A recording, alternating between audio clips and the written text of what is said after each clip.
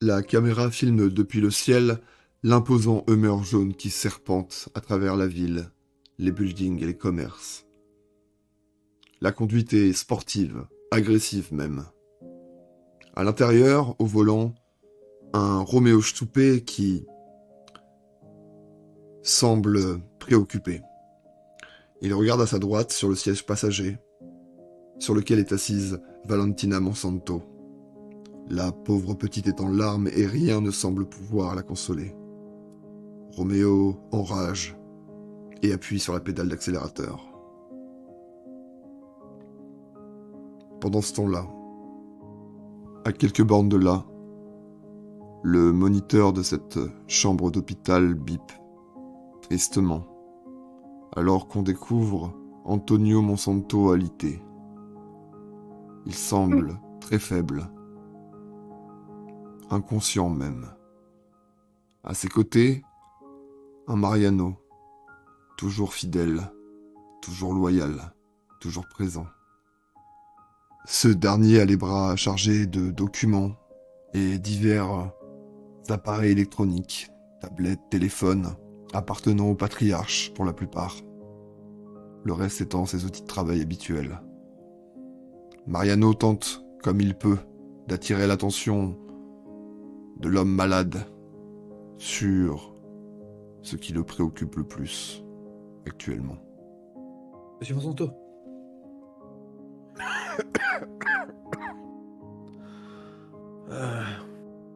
Donne-moi de l'eau. Je me retourne, j'imagine qu'il y a de l'eau à porter, donc je lui tends un verre. Monsieur Monsanto, vous m'entendez bien? Merci, Carlos. Tu es un bon petit. Ce n'est pas Carlos, c'est Mariano. Je suis désolé, je vous ai laissé... la dernière fois que nous avons interagi, c'était il y a 40 minutes, je vous ai laissé dormir pour vous reposer. Est-ce que vous pensez qu'on va pouvoir aller au bout? Bien sûr, pourquoi on ne pourrait pas aller au bout? Bon, alors...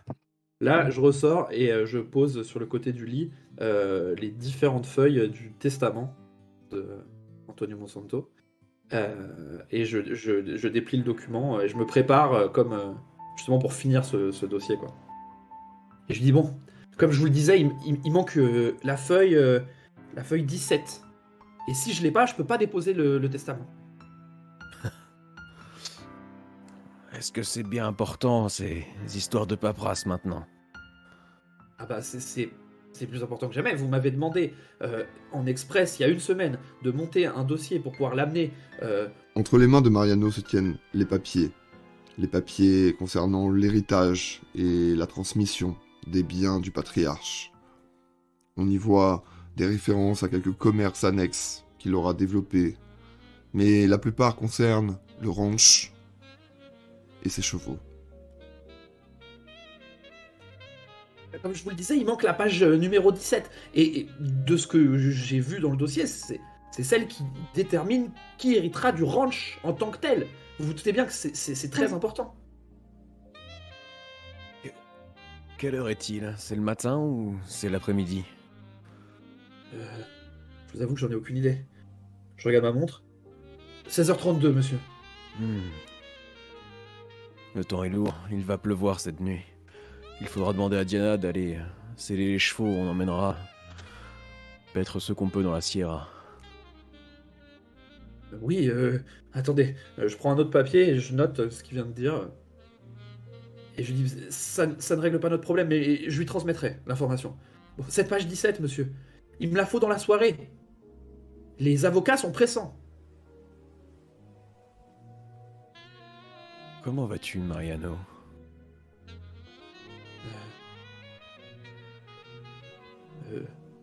assez mal, monsieur.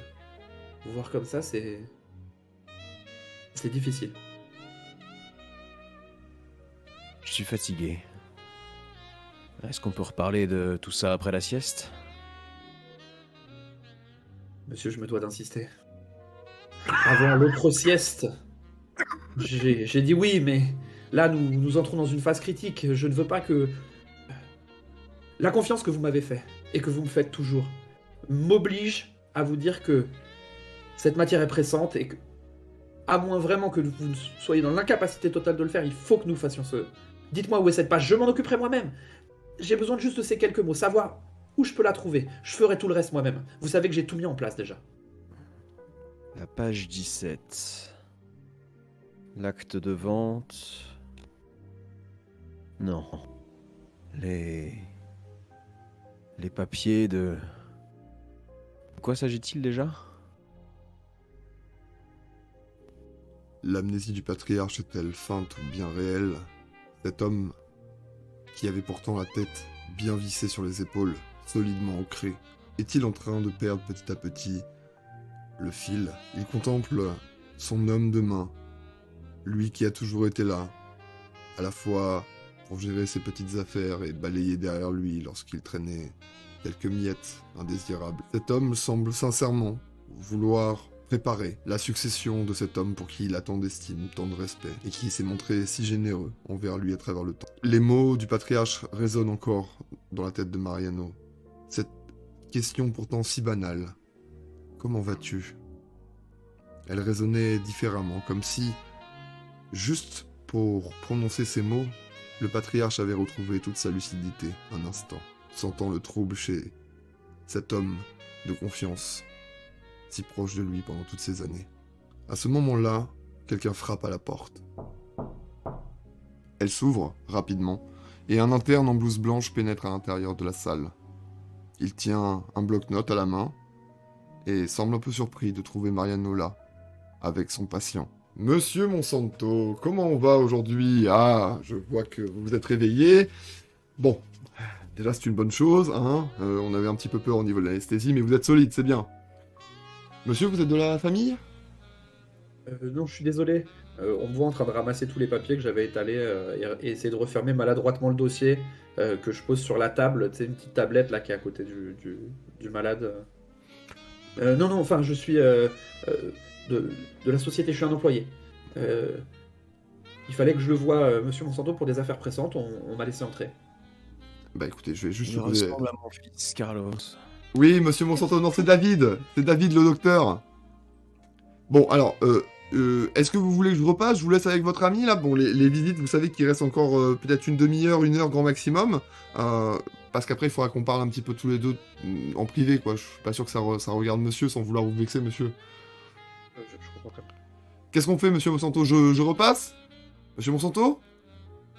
Qui est cet homme, Mariano? C'est un docteur, monsieur. Il a été très correct avec vous. Il a juste besoin d'échanger un petit peu. Je sais que c'est dur pour vous de vous concentrer, mais il faudrait lui répondre. Vous me faites une petite blague tous les deux, non? Non, parce que bon, je vais parler hier. Bon, monsieur Monsanto, c'est David, c'est le docteur. Vous me reconnaissez, là? C'est un peu embrouillé dans ma tête, mais... Allez-y, parlez. À ces mots, le médecin arbore une mine soucieuse. Il semble quelque peu déçu du manque de réactivité du patriarche. On le voit gribouiller quelques notes à la hâte sur le bloc médical, et puis rapidement prendre congé, en assurant M. Monsanto qu'il repasserait dès que les visites seraient terminées. Mais au moment de sortir, une tornade manque de le renverser. Cette tornade porte un blouson orange vif, et son parfum est des plus enivrants. On entend aussi la mélodie de ses escarpins qui claquent contre le sol. Et derrière elle, elle tire par la main un autre Monsanto. Renata Ortiz fait son entrée dans la chambre d'hôpital, manquant de bousculer le médecin, suivi de près par Rulio, qui semble détester les hôpitaux, à la tête qu'il arbore. Excusez-moi. Bonjour. Bonjour, oui. Je suis Ah, le docteur Gomez, c'est moi qui m'occupe de... Vous êtes sa femme, c'est ça, son épouse? Ex-femme. Ex-femme. Je... je... Vous restez jusqu'à la fin des visites, vous êtes pressé? Non. Parce que Pourquoi? j'aurai quelque chose à lui dire une fois qu'il y aura un petit peu moins de monde. Je pense que ça serait bien que vous soyez là. Si, claro que si. Très bien. Bah écoutez, je vous dérange pas plus. Bonsoir. Je repasserai vers 18h. Bonjour, oui, c'est moi qui m'occupe de votre père. Allez-y, il est un peu fatigué, donc soyez gentil, hein, allez-y doucement, d'accord? 4 personnes, c'est déjà beaucoup, mais bon, Je sais. je pas- ferai une exception pour lui, ne vous inquiétez pas, je sais que cet hôpital lui doit beaucoup. Je ferme les yeux pour cette fois, mais vraiment, allez-y mollo, s'il vous plaît. Il m'inquiète un petit peu. promis. Ok, très bien. Monsieur Monsanto, à tout à l'heure! Écoutez, je vais sortir avec vous. Et là, je ramasse les documents pour partir. Et en me retournant, je me prends les pieds dans le lit d'hôpital. Et tous les papiers tombent au sol. Et je commence à les ramasser très très vite. Renata voit donc... En voyant ça, je me baisse pour ramasser un des papiers. Je me dirige vers elle très très vite quand je vois ça. Quand je vois quelqu'un essayer de m'aider. Non, mais je vais le faire tout seul. Je m'approche. Je lui tapote la main. Dame. Donne. Je lui donne. Qu'est-ce que c'est que ça? Monsieur voulait qu'on voit certains détails. Il m'en avait parlé il y a quelques semaines. J'essaie juste de finir. Enfin, voilà. Des Je détails? ramasse ça, déjà.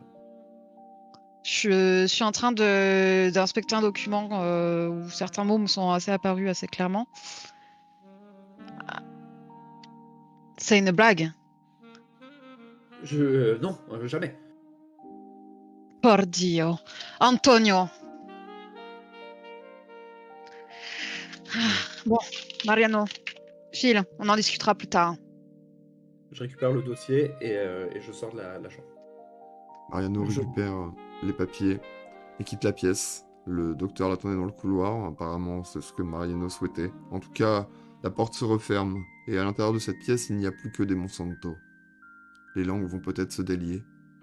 Rulio, quant à lui, était resté silencieux depuis le début de la scène, n'observant que son père allongé sur ce lit d'hôpital.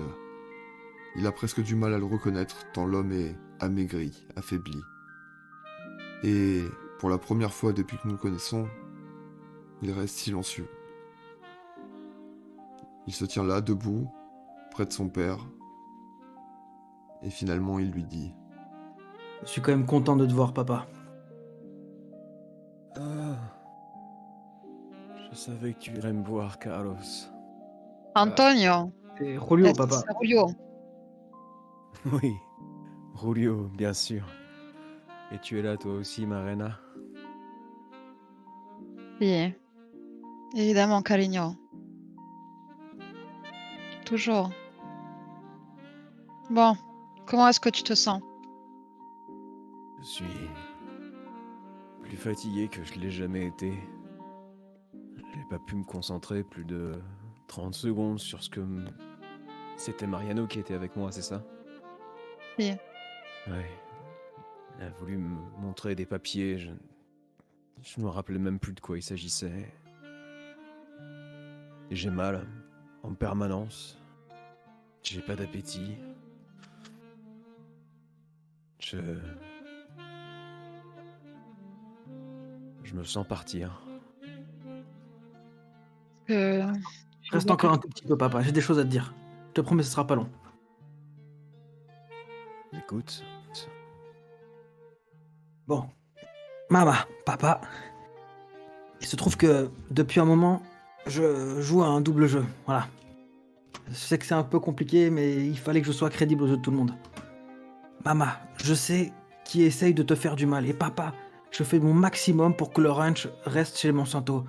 Et je sais que je t'ai fait du tort. Je sais que ça s'est très mal passé entre toi et moi. Et je sais qu'il y a plein de choses qu'on aurait dû se dire et qu'on n'a pas fait. Mais crois-moi, papa, je le fais pour tout le monde, pour toute la famille.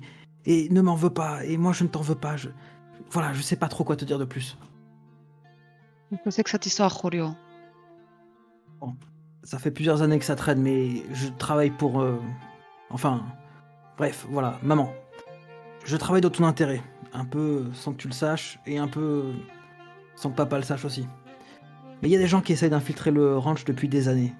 Et crois-moi qu'ils sont en train d'y arriver. La dernière fois que ça a brûlé, c'était ton cabinet. Tu te souviens ou pas?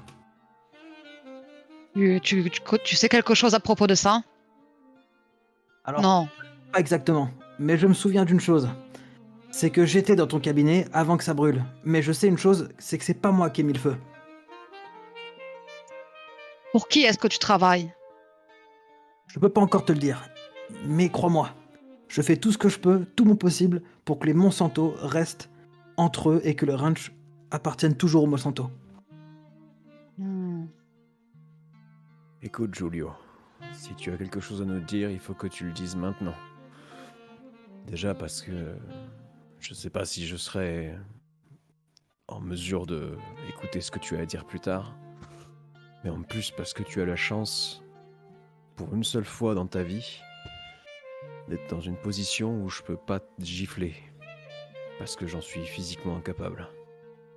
Eh ben, je me gifferai à ta place s'il le faut. Je pense que ta mère pourrait aussi résoudre le problème éventuellement. Dio, Julio, dis-moi ce qu'il se passe. Écoute, la famille des Stoupé essaye de reprendre ce qui vous appartient. Ce qui nous appartient, ce qui m'appartient. Ça Évidemment, fait les un an qu'ils essayent.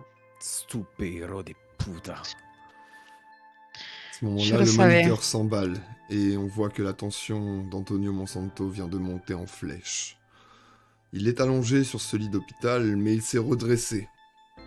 Et à présent, entouré d'un côté de son fils cadet et de son ex-femme de l'autre côté, il semble décidé à avoir le fin mot de cette histoire.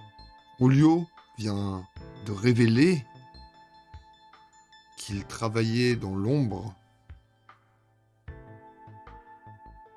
Que veut-il dire? Va-t-il s'expliquer? Mais à ce moment-là, une infirmière rentre dans la chambre et se dirige vers Antonio. Elle a l'air un peu pressée et s'excuse maladroitement de devoir faire quelques prélèvements en urgence au patriarche. Après avoir rempli 2 fioles, elle quitte la pièce précipitamment et vous laisse à votre discussion. Antonio, lui, accuse le coup, cette nouvelle fonction l'affaiblissant d'autant plus.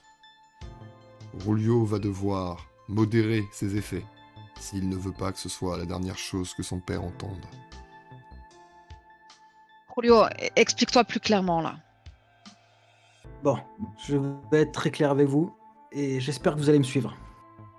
Je suis en train de vous expliquer que la famille Stoupé essaye de mettre leurs mains sur nos biens. Est-ce que vous comprenez ce que je suis en train de vous dire? Je sais, ça fait quelques temps que je travaille sur le dossier Stoupé. Bon. J'étais presque à deux doigts de les coincer. Oh maman, j'ai pas Avant beaucoup, que mon j'ai pas beaucoup de gueule. temps. Papa, écoute-moi aussi, s'il te plaît, ne t'énerve pas. Ça fait des mois que j'essaye de rentrer en contact avec Philippe Stoupé et j'ai enfin réussi. J'ai réussi à le duper et il pense qu'on est ensemble. Je me fais passer pour... enfin, voilà. Mais quoi qu'il en soit, je suis tombé amoureux de cet homme. C'est quelqu'un de génial. Comment? Quoi? Bref, maman, le cœur a sa Non, raison que la qu'est-ce que c'est que raison ces ne sait bêtises? pas, je sais plus qui a écrit ça, il me semble que c'est un auteur grec, j'en sais rien. Ah, por Dio. Bref, Julio. laisse-moi finir, maman, laisse-moi finir, enfin. Il se trouve qu'à la suite de mon intrusion dans ton bureau, où j'ai fait semblant d'y pénétrer pour récupérer des dossiers, eh bien, je suis tombé dans le coma après un peu, pas longtemps, et je me suis retrouvé chez Philippe Stoupé. Et il y avait son fils Roméo. Et j'ai eu le temps de prendre quelques petites vidéos, petites sons quand il parlait, et j'ai récupéré des documents aussi très précieux. Je crois que j'ai ce qu'il faut pour faire plonger son fils, et je sais exactement ce qu'il est en train de faire avec Valentina. Tu entends? Le Hummer jaune finit par se garer devant l'hôpital San José Mourinho. À l'intérieur, un silence de mort règne. Roméo n'a même pas allumé l'autoradio. On n'entend que les sanglots de la petite Valentina, toujours la tête entre les bras, sanglotante. Roméo semble vraiment désolé et désemparé, ne sachant pas quoi faire pour apaiser ce torrent. Il se penche vers elle néanmoins, relève une mèche de ses cheveux, doucement, et essaye de trouver des paroles réconfortantes. En tout cas, elle n'a même pas suivi la route. Ils sont arrêtés et sont arrivés à destination. Ça va aller, Valentina? Si t'as besoin de quoi que ce soit, tu me dis, hein. Je reste dans les parages. J'ai si peur. Ça va aller déjà, tu connais pas son état, tu vas monter, tu verras les médecins et ils diront si ça va aller ou pas. Peut-être que tu t'inquiètes pour rien, enfin pas pour rien, mais trop fort. Attends Non. d'avoir plus d'infos. Qu'est-ce qu'il a dit à Abuelita ce jour-là dans la cuisine? C'était...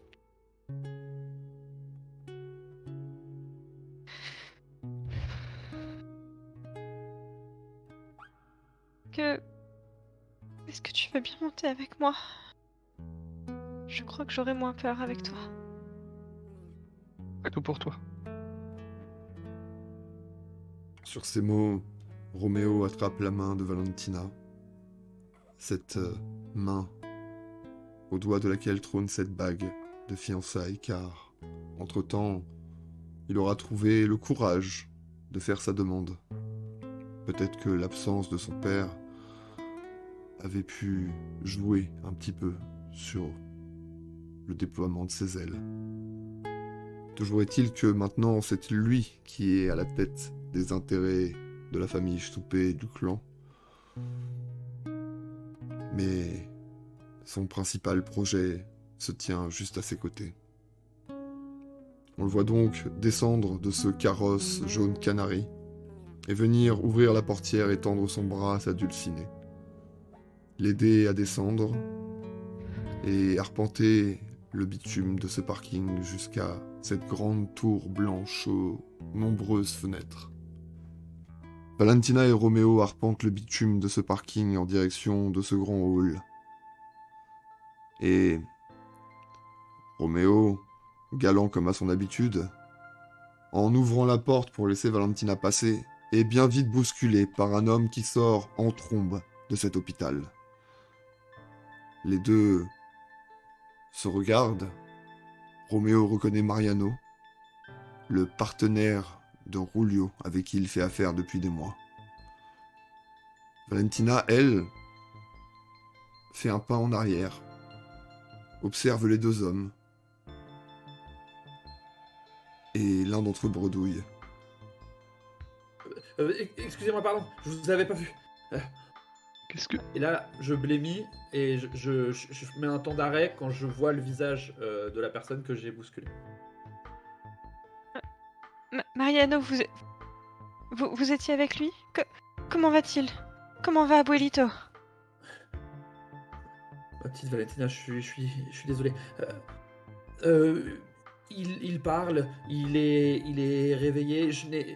Les médecins n'ont pas voulu me parler, mais montez vite si vous voulez le voir. Je pense que ça lui fera extrêmement plaisir de voir. Il a besoin de voir des visages familiers.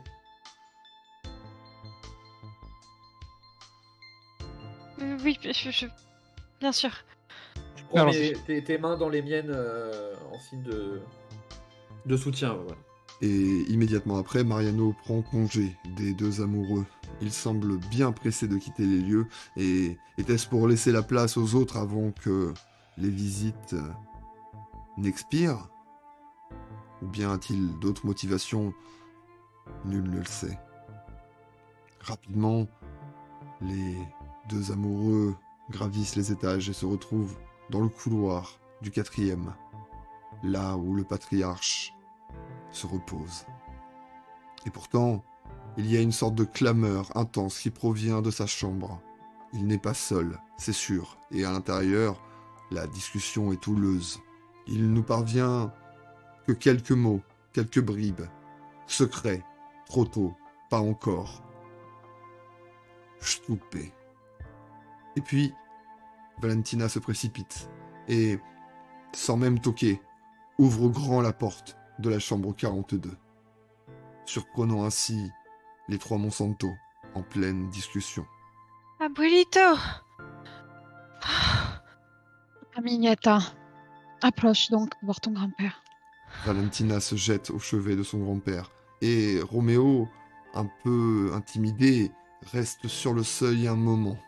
Il n'ose pas trop se joindre aux réunions étranges et préfère laisser Tina seule à ce moment. Elle s'approche de son grand-père, se jette à genoux, attrape ses mains, les passe sur son visage, les embrasse et lui dit Oh, Abuelito, comment te sens-tu? Tout va bien, Tina. C'est gentil d'être passé me voir. J'ai... Tu te soignes? Tu écoutes le docteur? Il s'occupe de moi maintenant. Tu es venu avec quelqu'un? Oui, je suis venue avec mon Roméo. Je voulais que tu le rencontres. Je voulais ta bénédiction. Roméo fait 2 pas en avant et désormais tous les visages du clan Monsanto sont braqués sur lui et arborent tous une expression différente. Rulio reconnaît là le fils de Don Stupe, un fils avec qui la relation a beaucoup évolué depuis qu'ils se connaissent, même s'il ne saurait vraiment comment la qualifier. Il y a Renata Ortiz, cette femme dont il a tant entendu parler, cette femme à qui il a causé beaucoup de tort en mettant le feu à son cabinet. Et cet homme dont son père lui a tellement parlé, cet homme qu'il a toujours vu comme un concurrent, un adversaire digne de ce nom, aujourd'hui réduit à ce petit bout de vieillard rabougri sur ce lit d'hôpital, avec cette belle jeune fille en pleurs qui s'accroche désespérément à ses mains. Le tableau a quelque chose de tragique. Et Roméo se rappelle les mots de son père. Un jour, nous cueillerons tout ce qui leur appartient. Est-ce que ce jour serait arrivé? Et est-ce que c'est bien ça que Roméo souhaite? Un ange passe. Hijo de mierda. Comment oses-tu mettre tes pieds ici? Tina, je veux Ah bah, que- mais calme-toi. Tina, je veux que tu m'écoutes. Je suis trop fatigué pour avoir cette conversation avec toi. Mais tu vas te tourner vers ton abuelita, qui va te rappeler et t'expliquer ce que les Stoupés ont toujours représenté pour notre famille. Puis tu vas te tourner vers ton oncle, qui va t'expliquer ce qu'il nous a expliqué il y a quelques minutes. Je ne suis pas en mesure de prendre des décisions à votre place. J'ai fait beaucoup d'erreurs dans ma vie, vous en avez fait également, mais je n'ai jamais été le meilleur juge et vous allez devoir vous débrouiller par vous-même maintenant. Toi qui es une jeune femme accomplie, ton oncle qui est toujours animé des meilleures intentions, mais avec une manière si particulière de faire les choses. Vous allez tous assumer la conséquence de vos choix, quel que soit ceci. Mais tu dois faire ton choix en étant bien consciente de ce que tu choisis. Abuelita, Mon regard reste bloqué sur Roméo, que je foudroie, vraiment. Pour moi, c'est une honte qu'il ne se présentait ici dans cette chambre d'hôpital. Ton grand-père te ment pas. C'est quelque chose que je t'ai caché parce que mon nom de famille est une plaie, mais c'est mon nom de famille. Ouais. Et ce qu'il ne t'a pas dit, c'est pourquoi il s'est intéressé à toi. Est-ce que tu lui as dit? Je lui ai dit, Roméo. Je lui ai dit, mais ce sera pas la réponse que tu penses attendre. Moi, j'attrape la main de ma mère, je la serre un peu, tu vois, pour lui dire de se taire, quoi. De quoi est-ce que vous parlez? Quoi est-ce qu'on parle? C'est comment ce stoupé t'utilise pour entrer dans les affaires de notre famille? Bon, écoute, maman, je suis sûr que tes mots ont dépassé ta Non. pensée. Écoute, Non, mon va fils, prendre un non. café dehors, je te le paye, va à la machine, mets-toi tranquille, et puis on en Ne me reparle parle après, pas d'accord? sur ce ton, Julio. Je suis ta mère. Tu es en train de tout faire capoter, alors maintenant je vais te demander de te calmer. Sors, s'il te plaît. Je regarde mon fils un instant, longuement. L'air de lui dire si tu merdes, je te tue. Je prends mon sac à main et je sors de la chambre en claquant la porte. Abuelita, attends! Mais Renata claque la porte et le bruit sourd résonne dans tout l'étage. Roméo, lui, n'a pas fui. Il sent bien l'hostilité globale qui a nettement diminué depuis le départ de Renata, mais reste tout de même bien palpable. Julio essaye tant bien que mal de reprendre le contrôle de la situation, lui qui espérait que tout se fasse discrètement. Les choses lui échappent nettement. Et au milieu de tout ça, Valentina semble encore plus perdue que d'habitude. On retrouve Diana et l'étranger qui déambulent comme à leur habitude dans les rues de la vieille ville. Diana sourit car elle sait qu'aujourd'hui, elle apporte à l'étranger ce qu'il demande. Señorita, un plaisir de vous revoir. Seigneur, je vous remercie pour la rencontre avec le couvent. Maintenant, je sais tout ce dont j'avais besoin. Et je sais aussi ce que je vais avoir à faire. Je vous connais déterminé et je n'aimerais pas me mettre sur votre chemin. Vous trouverez ces réponses en espérant que je trouve les miennes. Je les sais. On verra bien ce que ça donnera. Mais ça ne vous concerne plus maintenant. J'ai les informations que vous vouliez. Je sais dans quel hôpital est-ce que Signor Monsanto va être. Le San Rosemo Moreno, dans la chambre 42. Ça a du sens. Ce n'était pas très difficile d'avoir ce genre d'informations. Les gens sont bavards. Et dites-moi son état de santé alors. Disons que les affaires lui ont beaucoup plus préoccupé que sa propre santé.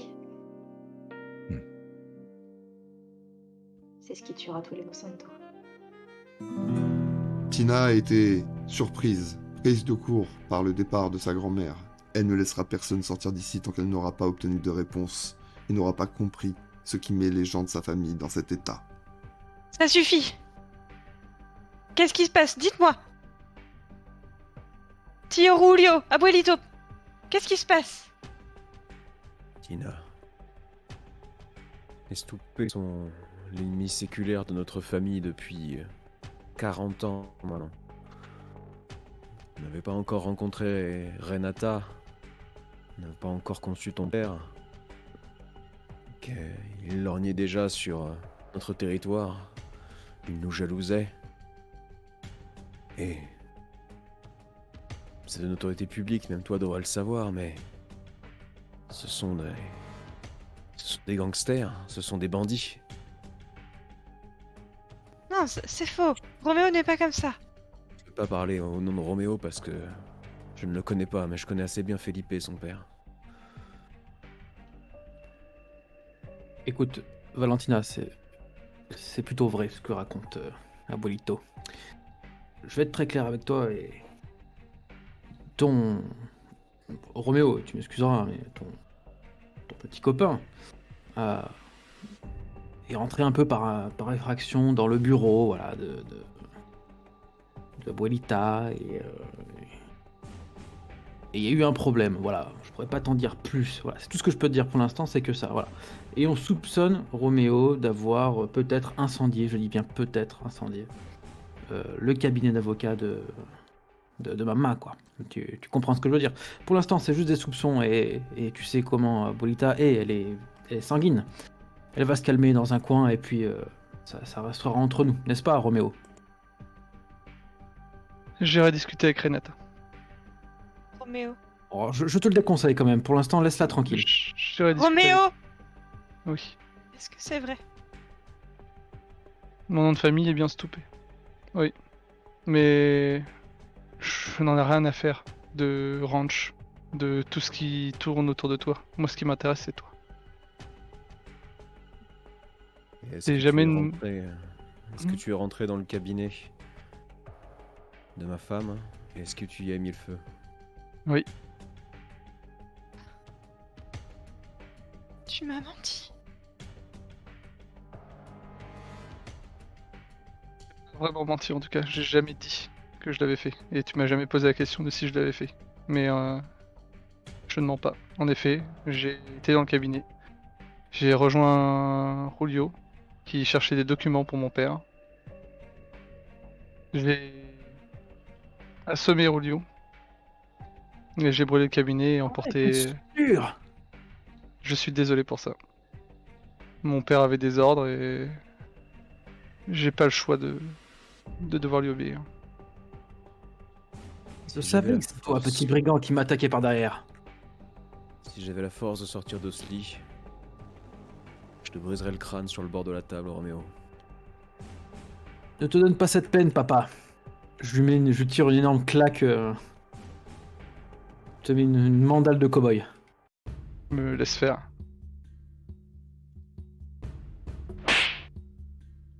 Grosse claque. Roméo a enduré les insultes du patriarche sans broncher. La gifle de Julio sans broncher.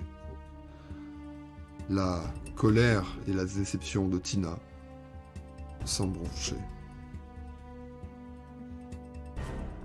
Il est encore là, est-ce paralysé par le choc, accusant le coup, ou prépare-t-il sa répartie? Toujours est-il qu'il a décidé de faire face. Contrairement à Mariano, il n'a pas fui.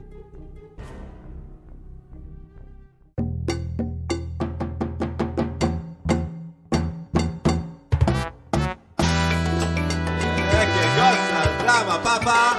La la la la la la la la la la la la la. Ay amor, qué dolor. La la la la la la la la la la. Los rumores, ay amor, se escuchan por todas partes. Traiciones, qué dolor. Se encuentran por todas partes. En los Monsanto